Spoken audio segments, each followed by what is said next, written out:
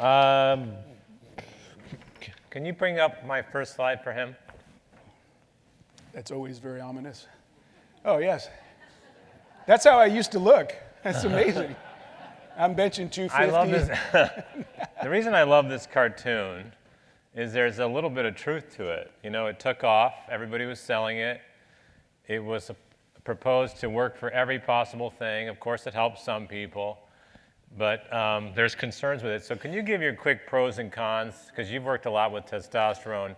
Your quick pros and cons in prostate cancer or outside, any sort of words of wisdom when it comes to replacement therapy? Yeah, so pros are that prostate cancer takes away a few things.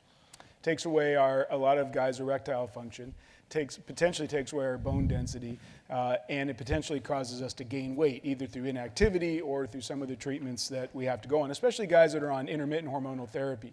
So the pros of testosterone replacement are the three things I just said. It can help with erectile function, it can help with bone density, and it can help us gain muscle, unlike this guy, and lose fat. So if you look at longitudinal studies of testosterone therapy, one of the best ones was out of Germany a few years back that showed, and this is, and again, I married a German, so I guess I can say this in some kind of